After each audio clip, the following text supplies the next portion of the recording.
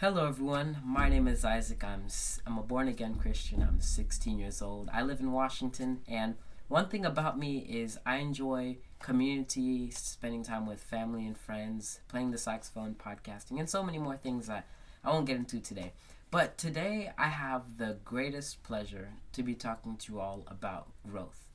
You see, the first thing that comes to mind when I think of growth is a baby. And maybe what you guys are wondering, a baby of all things. Well, when you think of a baby, over time, what happens to the baby? They begin to change physically and mentally. But what we call that is growth. They go from a newborn baby to a kid, sorry. And then they go to a teenager and to a grown up. But we won't talk about teenagers and grown ups right now. That's a story for another day. But what is growth? Well, when you think of growth, for example, growth, when I think of growth, is developing something in yourself.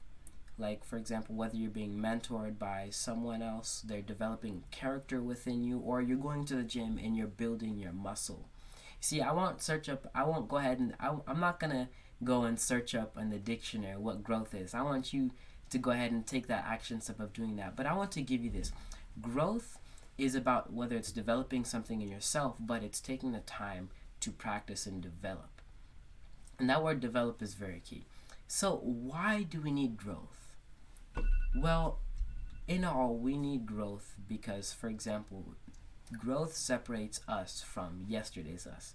You see, a plant is of no value in today's stage if it's going to stay the same all the way for the next year. For example, when I say that, if you're gonna plant an apple tree and it stays in that same primary stage for its entire lifetime, it's of no value, right? But you see, the great thing about us humans is that every single one of us has potential.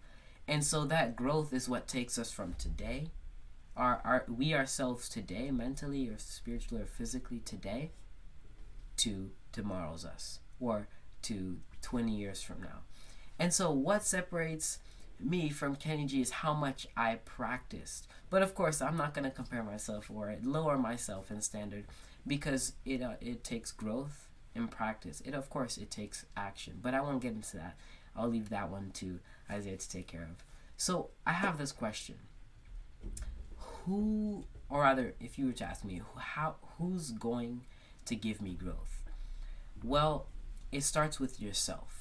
And what's required is action and self discipline. Find out what it is that you want to do better in and make a goal and run after it. Go after it and achieve it.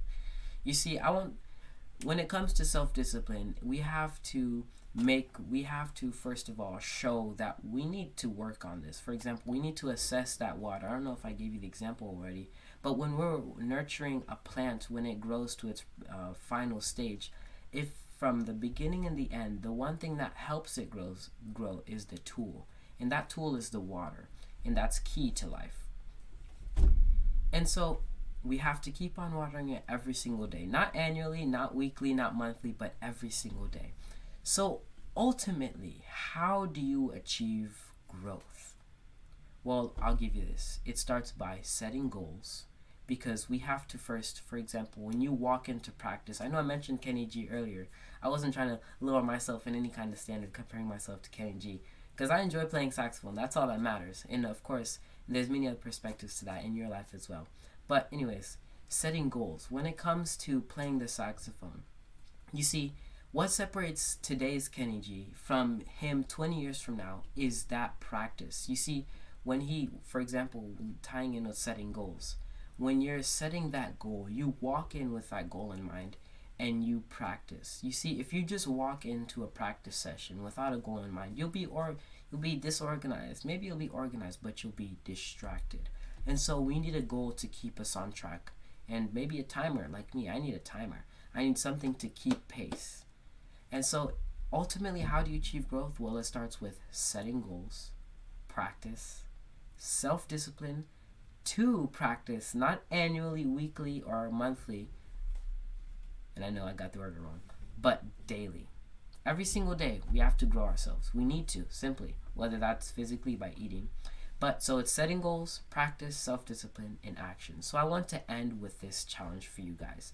I challenge you guys to find something that you enjoy doing, or the opposite, something you don't enjoy doing. You guys gotta figure that out.